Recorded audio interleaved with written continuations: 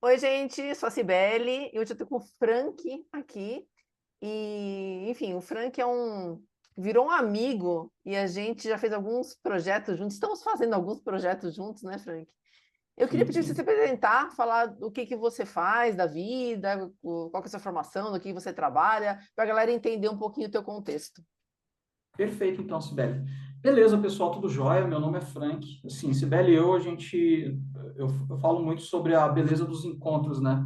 A Sibeli foi um dos grandes encontros aí que eu tive o privilégio de ter na vida. É uma pessoa que foi apresentada por um amigo terceiro, né? Que veio por advento de uma empresa na qual eu trabalhava e que, a partir de então, assim, cara, a gente começou a ter muita troca e tudo. A gente não se conhece ainda pessoalmente, né, fisicamente, né, Sibeli, mas parece que nós já somos aí irmãos de longa data. Então, eu sou, além de psicanalista, né, eu também sou publicitário, sou formado, né, na área de publicidade, sou especialista na parte de branding, né, e trabalhei com a parte de construção de marcas e posicionamentos de marcas em mercado aí já tem alguns anos. Eu não vou falar exatamente quantos, porque isso aí dá uma entregada na idade. Os primeiros cabelos brancos, os primeiros fios brancos já começam a trazer isso, mas já tem algum tempo já que eu trabalho nessa área, né? Já posicionei marcas de todos os tamanhos, desde grandes empresas até mesmo pequenos negócios, né? Negócios iniciantes, marcas pessoais, e isso tem sido um prazer muito grande, justamente esse de trazer esse sentido, né, para os negócios dos clientes que a gente atende, que eu consigo atender os mais diversos campos que eu consegui entrar. Certo? E- Apresentado, Sibeli? Apresentadíssimo. E conta um pouquinho aqui para a gente, Frank, até que ponto você adota as ciências comportamentais no seu negócio? Sibeli, é interessante, né, que quando eu vou falar sobre ciência comportamental, sobre comportamento humano, me passa um filme na cabeça de quando eu estava na faculdade. Isso fala muito sobre a minha jornada, inclusive, né? Dentro da área para quem é da área de publicidade e propaganda, já começou a estudar um pouco a respeito de marketing afins, vocês já devem ter visto lá na parte de comportamento de consumo, né, que existe muito trazem muitas associações a alguns psicólogos, a algum pessoal, principalmente aquela parte da pirâmide de Maslow, né? Eu acho que todo mundo já deve ter ouvido falar da pirâmide das necessidades, algo do tipo, apesar de não ter sido feito pelo Maslow, mas enfim, não vamos entrar nesses detalhes porque aqui não é o campo. Mas eu comecei muito nessa parte principalmente, né? Eu vi aquilo lá, cara, eu fiquei apaixonado, eu falei, não é possível, né? Como que as pessoas tomam decisões, principalmente em seus hábitos de compra, como que elas tomam decisões e se enviesam por uma marca ou pela outra, o que que isso significa, o que isso representa para elas de fato, né? Isso para mim foi um grande gatilho, assim, que eu falei, cara, existe alguma coisa a mais por trás do consumo, das tomadas de decisão.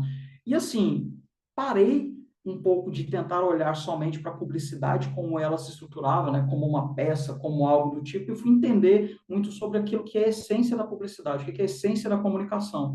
E o que é a essência da comunicação, Sibeli? A essência da comunicação é para poder atender uma necessidade básica que os seres humanos têm desde o início. A gente se estrutura através da fala, através da comunicação, da conversa, né? As grandes revoluções humanas aconteceram a partir do momento que a nossa expressão, a nossa conversa, a nossa comunicação se desenrolou e evoluiu cada vez mais. Tu lembra ali do período antigo, né, anterior ali, o período das cavernas, por exemplo? Como que se estruturava a conversa lá entre as pessoas, né? Não era a contação de histórias ao redor das fogueiras, né? E hoje, inclusive, as nossas reuniões dentro de cozinha não tem nada, grande uma herança, é uma grande herança a respeito desse tempo, inclusive, né? Depois que a gente teve a fala, né, que eram os contadores de histórias, como que a gente ia perpetuar isso e passar para frente? Era muito a respeito da escrita, né? Olha só, a gente tinha oralidade, a gente passou para a escrita, a partir da escrita a gente começou a deixar muito mais claro as ideias e o conhecimento, né, para gerações futuras. Depois da escrita, o que que veio? Veio a imprensa, né? A imprensa fez o quê? Popularizou muito mais e levou esse conhecimento para um número maior de pessoas. E depois da imprensa veio a internet. Tá vendo que eu gosto de trazer muito essas questões de história quando a gente vai falar sobre comunicação, principalmente, Sibeli, porque entender de comunicação, entender de negócios e tudo, é entender sobre pessoas, né? Porque Independente se você está vendendo de uma porca um parafuso, se você está vendendo um serviço, se você está vendendo uma empresa de fast food, se você está estruturando uma franquia ou qualquer modelo, cara, as pessoas elas são o centro de tudo. E as pessoas são estruturadas a partir de necessidades que são básicas, são essenciais, que estruturam o nosso comportamento, que estruturam aquilo que nós somos de fato, né? Então, assim, vejo como essencial, né, você, além de estudar sobre métricas, estudar sobre negócios, estudar sobre estruturas, processos e tudo, é você entender sobre pessoas e quais as pessoas que você está atingindo com aquela comunicação. E, poxa, com certeza, se eu estou falando com pessoas, com uma matéria-prima, como objetivo fim do qual eu vou escrever e vou fazer as minhas estratégias, como não falar sobre ciências de comportamento, né? Como não falar sobre o comportamento como sendo a matéria-prima para poder compreender esse indivíduo, né? Como não entender quais são os anseios principais, quais são o que essa pessoa deseja, o que essa pessoa vê, se espelha. Poxa, é uma série de nuances, né? Então, entender esse comportamento é a base para qualquer coisa. E como a gente estava falando antes de começar a gravar, né, Frank? A gente sabe que ainda existem muitas empresas, e as empresas são feitas de pessoas, então tem muitas pessoas que ainda são baseadas naquilo que elas acham, né? Como a gente falava antes. Né? Então, assim, poxa, me traz toda essa bagagem que você tem em relação ao comportamento, todo esse diferencial que você oferece na sua empresa, que é buscar entender o comportamento das pessoas, buscar, através da neurociência, trazer aquelas respostas implícitas, né? Que a gente, Uhum. depois a gente vai falar dos experimentos que a gente está fazendo, mas muitas vezes as pessoas, os clientes, querem que você traga para eles aquilo que eles gostariam de escutar, né? Que é o viés da confirmação, né? Que em comportamento, falando em comportamento, né? Justamente o comportamento do cliente que querem que você reforce aquilo que eles acham. Então, quer que você traga uma pesquisa que mostre aquilo que a pessoa acha, quer que você traga, que você concorde com o que ela acha bonito, e muitas vezes isso aí é um impeditivo para o negócio crescer.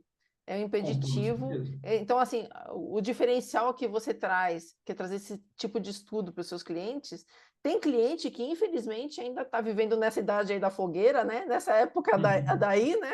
E que Justamente. ele fala assim, poxa, não, me deixa aqui no meu quadradinho, me deixa aqui quietinho, me deixa achando que eu estou abafando por ego, por conservadorismo, por vieses, por o que quer que seja, e acaba não trazendo esse diferencial para o negócio. E aí é que entra nas estatísticas, né, Frank, que 70% dos lançamentos de produto fracassam. E as empresas, por sua vez, acabam indo para o saco, né? Porque, vamos falar, quanto dinheiro, se a gente está falando de uma indústria, quanto dinheiro que despende para desenvolver um produto que não foi validado, né, pelo comportamento dos usuários. Então, toda a parte de desenvolvimento de embalagem, campanha, e até vamos pensar ali numa empresa que tem mais grana, de colocar na televisão. Então, você vai colocar na televisão aí uma campanha de 2, 3 meses, quanto dinheiro, pensa em todo investimento que foi feito para muitas vezes Uhum. não dar certo. Então, esse é um grande problema. Com toda certeza. É interessante que, assim, tu trouxe essa análise da fogueira, né? A gente falando, assim, sobre a contação de histórias, né? E não necessariamente é uma história como ela é, né? Muitas vezes é uma história interpretada a partir daquilo que ele percebe e acredita que seja a realidade, mas baseado na realidade de cada um deles. Cara, aqui eu não tô para jogar pedra em cliente de jeito nenhum. Amo meus clientes, eles são a fonte do porquê que eu faço as coisas, com toda certeza. Mas é interessante a gente entender, né, sobre principalmente essas questões que você trouxe, né, sobre esses viés confirmatórios, sobre essas realidades de cada um. Cara, cada empresário, cada empreendedor, ele teve a sua história, ele teve a sua forma de aprender, e assim, no Brasil, cara, o empreendedor, ele tem que ser visto e tem que ser dado a ele os louros, porque é extremamente difícil viver nesse país como empreendedor. É uma loucura, na verdade, né? Ainda mais tendo tantos sócios legais e não legais, né? Dentro da nossa estrutura. Mas vamos lá. É interessante porque, assim, Cibele, eu estava até falando disso a respeito muito recentemente, sobre a questão desses vieses confirmatórios e sobre dessa afirmação a respeito da minha verdade, né? Da verdade que o cliente acredita que seja a verdade dele, né? Então, assim, não é excluir a experiência, não é tirar o achismo, né? Porque, assim, achar, eu costumo dizer que achar é a mãe de todos os erros, né? Porque você acha uma coisa, mas é o início de todos os fracassos podem começar, mas não é bem por aí somente, né? Porque achar, o que é achar basicamente, Sibeli? É você olhar alguma coisa e a partir da sua visão você levantar alguma resposta para aquilo lá. E o que é isso que a gente faz dentro da ciência? Não é um levantamento de hipóteses? A gente não precisa de um levantamento de hipóteses para, depois dessas hipóteses, para todo mundo que faz trabalhos aí acadêmicos de alguma maneira escreve, então todo mundo começa com uma hipótese para a resolução de um determinado problema, aí depois dessas hipóteses serem testadas, colocadas, você valida elas ou não. Então, achar é uma parte importante do processo quando a gente está fazendo pesquisa, de toda forma. É interessante você achar, mas você não acreditar que esse achismo é a verdade absoluta de tudo. Esse achismo, essa hipótese inicial, ela tem que ser colocada a teste, tem que ser validada fora dos nossos vieses, dos olhares que já estão, de alguma forma, acostumados, né? Já estão viciados em cima do negócio, do negócio do dia a dia dele. Né? Então, muitas vezes é aquela questão, né? Se você está envolvido no seu processo do negócio, o tempo todo dentro dele, vivenciando os problemas dele, quem está olhando para fora e para os problemas dele? Né? Então, é aquela questão, né? Quando a gente está envolvido demais dentro de um ambiente, a gente tendencia a se adaptar àquele ambiente. E muitas vezes é criando uma cultura, criando hábitos, criando, enfim, uma série de boas tratativas, né? Mas também de problemas que estão ali dentro daquele nosso cerco, né? É uma família, basicamente, né? O que é uma família? Nos estrutura, nos deixa seguros e tudo, mas toda família tem seus problemas, né? Tem seus prós, tem seus contras e precisam, muitas vezes, de algumas intervenções externas para que aquilo flua bem. E é interessante que, quando a gente olha, né, nessa parte, né, Sibeli, é bacana a gente analisar que, cara, achar é importante, trazer a minha visão é importante, é essencial, mas, cara, eu preciso validar isso. É bem como tu disse aí, né? Muitas vezes as empresas, elas colocam um despendimento muito grande de investimento no desenvolvimento de um produto, mas não querem minimamente pagar para poder ver se aquele produto de fato é viável, né? Poxa, eu vou gastar todo o meu esforço de comunicação e tal. Pô, será que fazer um MVP não valeria? Será que a gente entregar um valor mínimo para um cliente já não valeria a pena, né?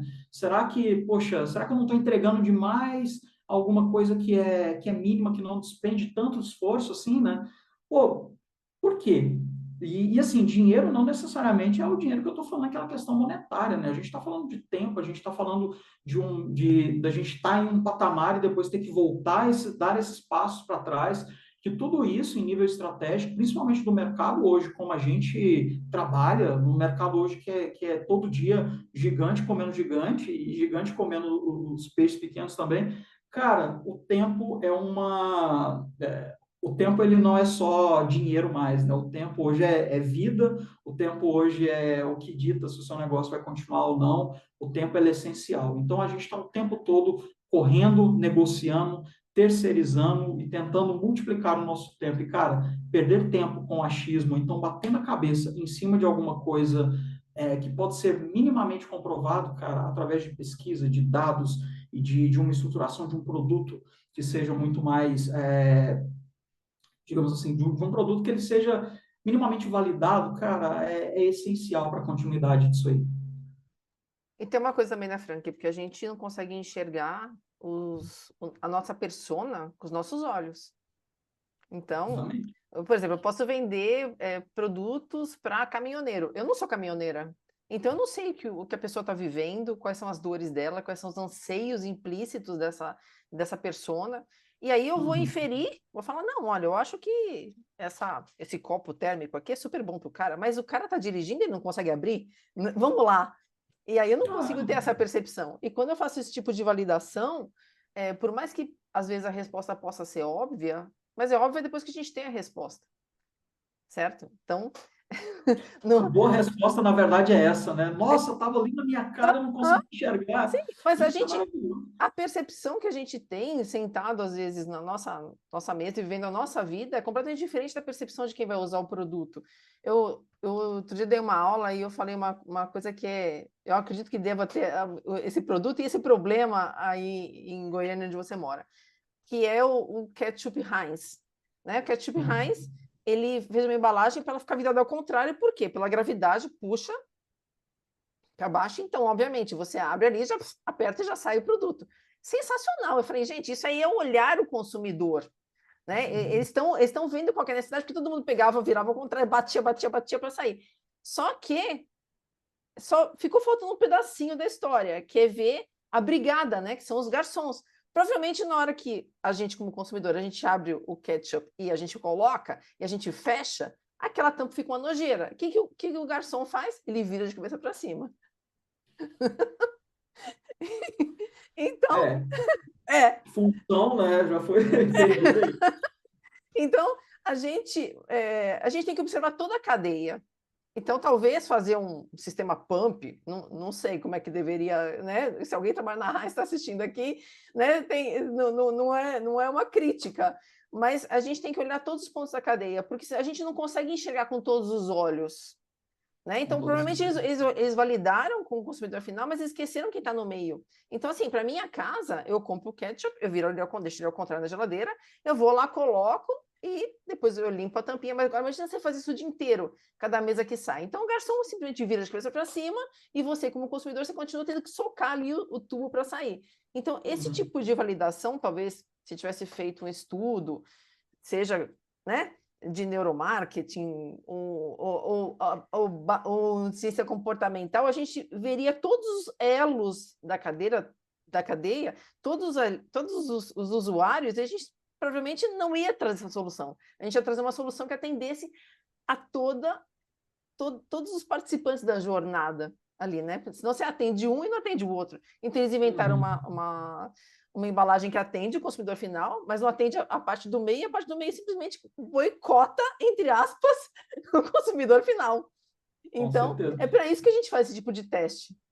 Sim, sim. É interessante que o termo que você usou aí, né, sobre a jornada, né, sobre compreender a jornada, né. Assim, quando eu estou compreendendo o meu cliente de certa forma, né, quando eu estou compreendendo a minha persona, apesar a questão do termo persona, eu não gostar muito de utilizá-lo, né, porque eu vejo assim, a persona, ela muda muito de acordo com o lugar que você está, sabe, Sibeli?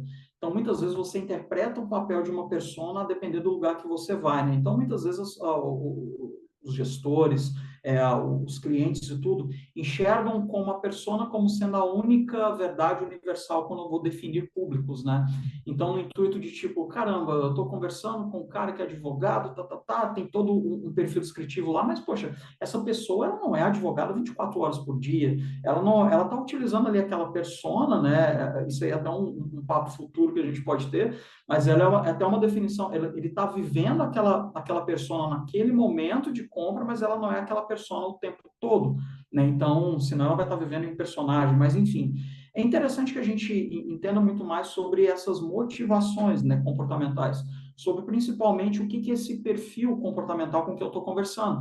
Porque olha só, é interessante se a gente for pegar para aquela analogia, né? Eu posso dizer que todas as mulheres hoje, Sibeli, de 30 anos, elas são motivadas pela mesma coisa?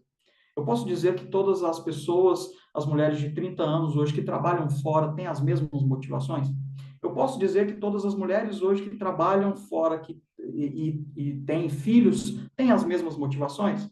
Eu posso dizer, então tá vendo que assim, se eu for entrar por nicho, né? Se eu for entrar aí por perfis, por motivações, cada vez mais, eu vou levantar perfis comportamentais muito diferentes. Eu gosto de trabalhar muito dentro desse viés, ou seja, cara, o que eu estou atendendo em nível de dor para esse cliente? Basicamente, eu tento trazer por essa pergunta, né? E principalmente o que é valor para esse cliente que eu estou colocando, né? Quando tu trouxe aí o exemplo do ketchup e tudo, né? Dentro de um bar e tudo, cara, qual que é a dor que eu estou solucionando principalmente? O que é valor para esse cliente de verdade? Porque muitas vezes, Sibeli, Valor não é só aquilo que você está disposto a pagar dentro de um produto, quando a gente está falando lá da diferença de preço e valor, né, dentro do marketing tradicional. Mas valor, muitas vezes, é aquilo que não é dito, na verdade, é isso, né, porque construção de valor é uma construção muito mais daquilo que não é, que é percebida, e não daquilo que o produto monetariamente vale, dentro de custos, dentro de inteligência, enfim, de projeções de lucro, mas sim por uma questão daquilo que é percebido como valor naquele produto. Mas, de fato, o que é valor? O que eu estou entregando de valor para esse cliente? Qual que é a dor que eu estou solucionando dele? O que essencialmente eu quero resolver? E assim, como que eu vou conseguir entrar dentro da jornada dele de modo a que seja simples, né? Ou seja, tem que ser tudo muito simples, porque hoje ninguém quer mais ficar é, assim, existe muito o ser humano, né, já voltando já para aquele nível comportamental, né, o ser humano, ele tendencia, o nosso organismo tendencia à homeostase, ou seja, ao equilíbrio, né, então, a homeostase é o quê? A gente resolver as coisas da forma mais simples possível, a nossa evolução só foi possível a partir disso, a busca de soluções simples para problemas que sejam complexos, e hoje, de fato, a gente também se estrutura a partir dessa ideia, né? Ou seja, a gente está o tempo todo buscando a simplicidade em tudo aquilo que a gente tenta resolver. Então, assim, se é complexo, se é complicado, obviamente, se precisa ser extremamente explicado, obviamente essa coisa não é boa. Se não me atende de uma forma simples e de uma forma muito mais objetiva, obviamente essa coisa não é boa. E como que eu vou saber se essa coisa é boa, simples, me atende na minha dor necessariamente? É conhecendo. Como que eu vou saber o que que dói para a Cibele se eu não conheço, eu não converso com a Cibele? Como que eu vou saber o que que é bom, o que que é ruim para um determinado cliente se eu não sei, eu não estou ali vivenciando o dia a dia dele, eu não estou, digamos assim, sentado e utilizando as lentes deste cliente, né? Então é interessante a gente, acima de tudo, ter este conhecimento. Eu falo, cara, para todo cliente que eu vou atender, né? Para todo empresário, eu falo, cara, você já analisou de verdade quem que é o perfil do teu cliente, o que que você está resolvendo, o que que são os anseios que você está resolvendo dele, ou simplesmente você está aí vomitando um monte de achismos ou trazendo para ele uma verdade que você acredita que é a sua, mas que muitas vezes não atende o que é a dele, né?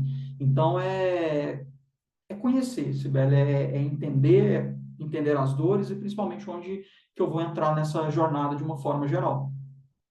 Você falou uma coisa muito importante, né? Que é entender o valor percebido, porque aí o valor. Por que uma pessoa paga 15 mil reais no celular e não paga para mandar WhatsApp, navegar na internet e fazer ligação um outro de 1.000? Né? Então, é o valor que tem embutido ali e a motivação. E isso são construções que muitas vezes nem a gente sabe, né? Por que que a gente faz as coisas. Muitas vezes a gente não sabe na realidade, né? Segundo a Universidade de Harvard, 95% das vezes a gente não sabe porque a gente toma a decisão A, B ou C.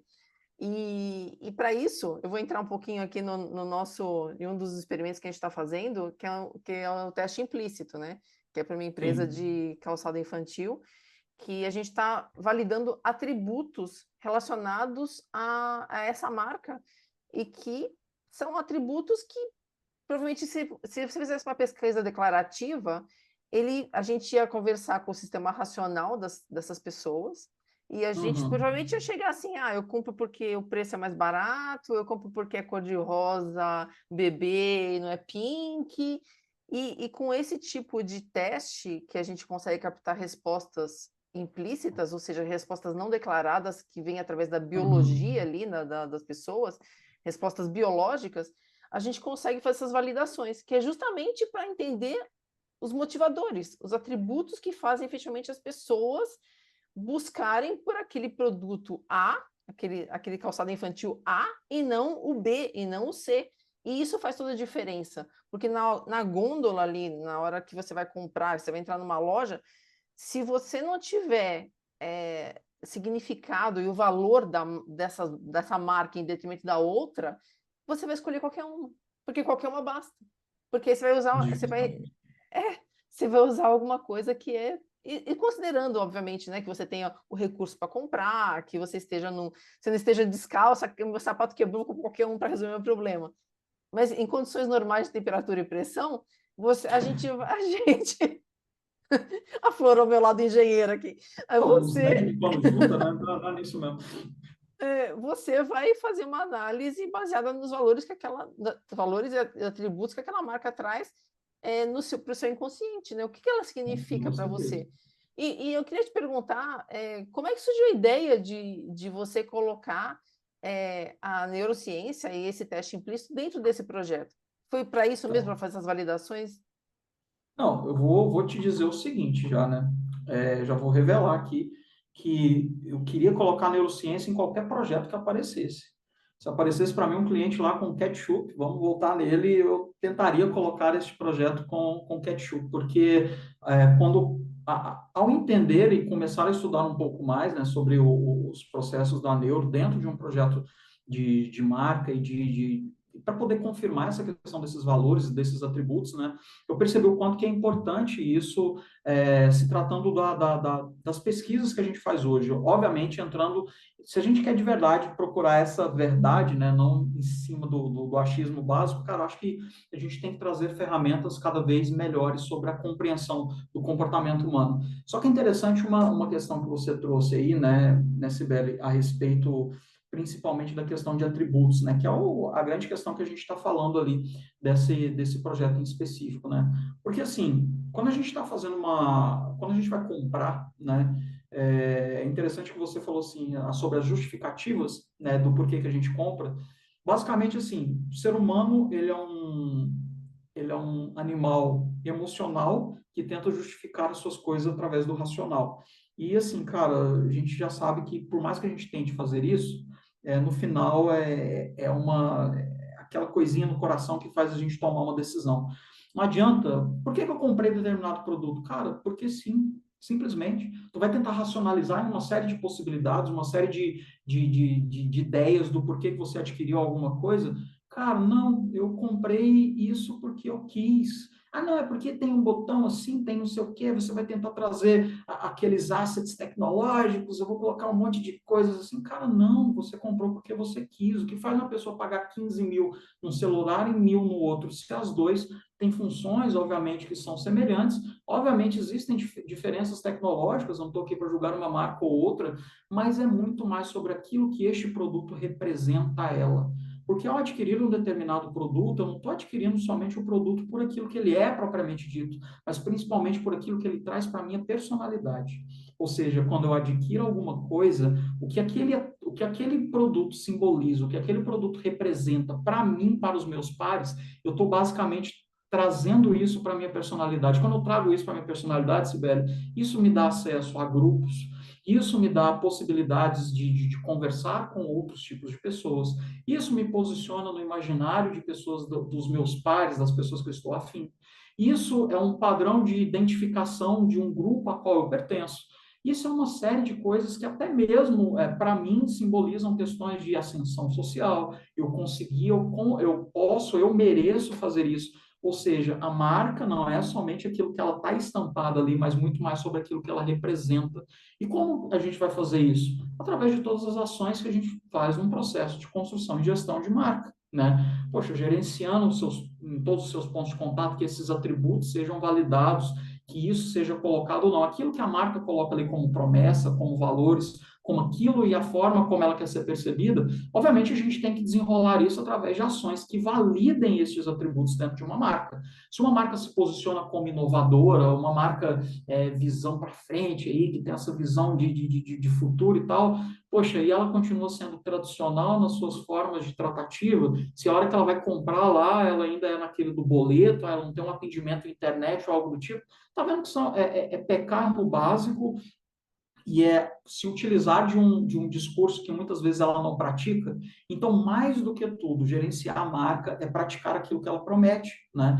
E a gente consegue enxergar isso muito através desses experimentos, né? Poxa, essa marca que a gente está apresentando, o que que ela transparece para você? O que que ela representa para você? Ela é uma marca que ela está com essa visão de futuro? É uma marca que representa tradicionalismo? É uma marca que representa o quê?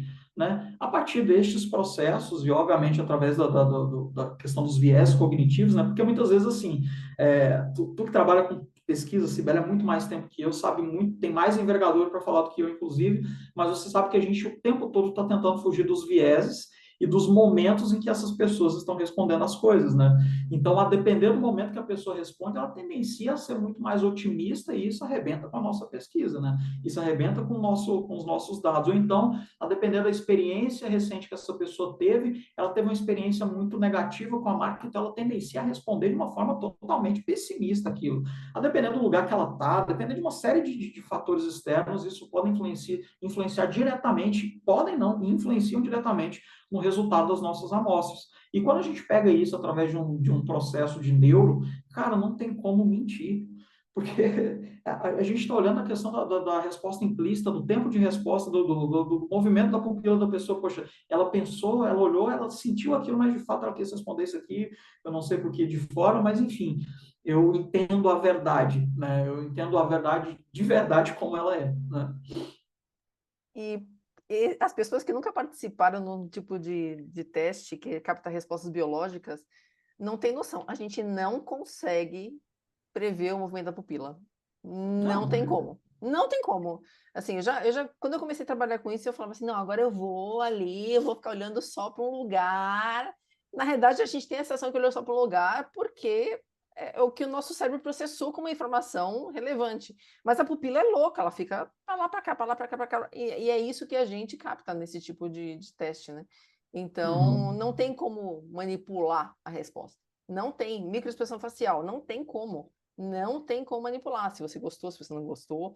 Então, essa é a graça. Eu falo assim, que dá para a gente se divertir muito. É como se fosse um videogame fazer esse tipo de ah, experimentos, com porque a gente certeza. descobre coisas, a gente se diverte. E a gente está fazendo também um outro experimento, que é para uma empresa de cosmética, uma indústria de cosmético. E como é que surgiu a Justamente. ideia de fazer esse experimento para essa indústria de cosmético? Esse aí já foi baseado muito mais numa dor da incerteza, né? A incerteza que foi uma incerteza que foi interessante para a gente, né? Mas que, obviamente, fez a gente repensar em muito mais em como que esse projeto foi colocado, né? Porque, assim, a incerteza sobre uma tomada de decisão de mudança ou não, né? Acho que você já deve ter pegado muitos clientes com essa questão, né? Principalmente quando você vem de uma história, você já vem de uma certa tradição e tudo, e muitas vezes alguma coisa que você está trazendo ali como um novo reposicionamento, uma nova visão de futuro para essa marca, é um pouco contraditório àquilo que você já representava no passado. E isso, obviamente, para todo gestor gera um certo medo, né?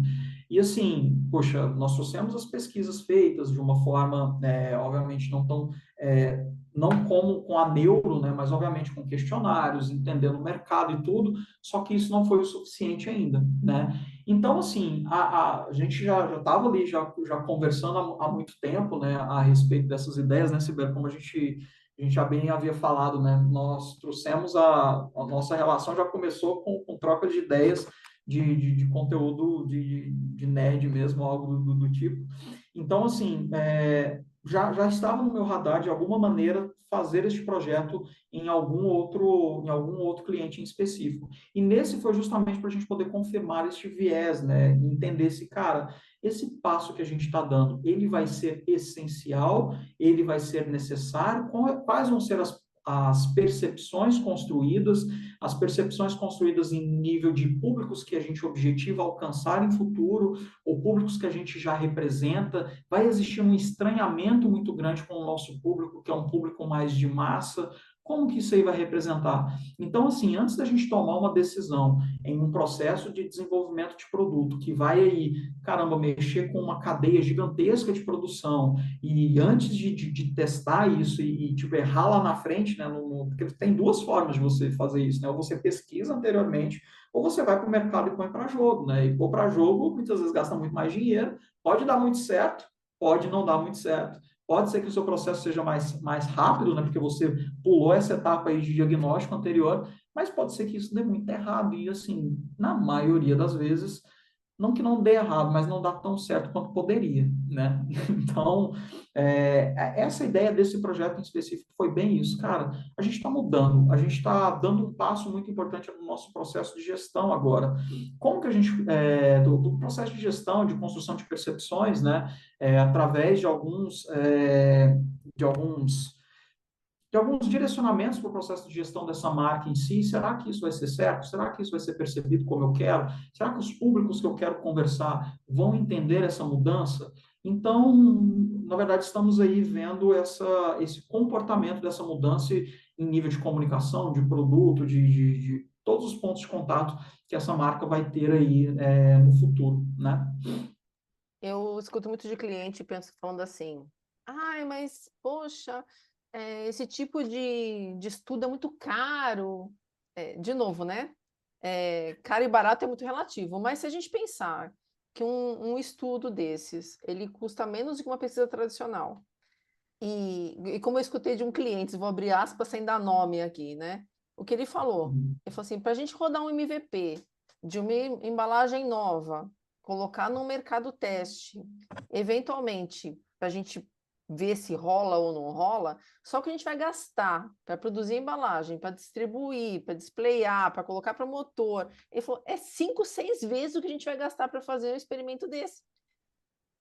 E aí, só que você já sai com o produto já otimizado, já sai certinho, o que tem que colocar em cada lugar. E outra, quando a gente fala de embalagem, principalmente, quando você coloca num ponto de venda, você vai saber se a embalagem vai dar certo, se o produto vai dar certo ou não vai dar certo. Só que assim, os detalhes da embalagem, assim, se a pessoa está vendo mais a minha marca, se está vendo mais o sabor daquele produto, se está vendo mais algum atributo que eu gostaria, não tem como eu saber. Não tem como saber, simplesmente se você colocar no ponto de venda. Então, isso a gente consegue descobrir uma pesquisa desse tipo. Porque a gente vai falar, uau, eu sei que eu estou vendendo, o meu diferencial é, sei lá, shampoo com aroma de Nutella. Então, assim, será que as pessoas estão identificando que o aroma de Nutella está naquele shampoo ou simplesmente estão comprando pela marca? Esse tipo de coisa a gente consegue identificar. E isso é um diferencial gigantesco. E uma coisa que eu sempre gosto de dizer você pode não utilizar esse tipo de recurso para o seu negócio, mas o seu concorrente pode estar usando. Ah, sim, com certeza. Interessante isso aí que você falou a respeito de ser caro ou barato, né?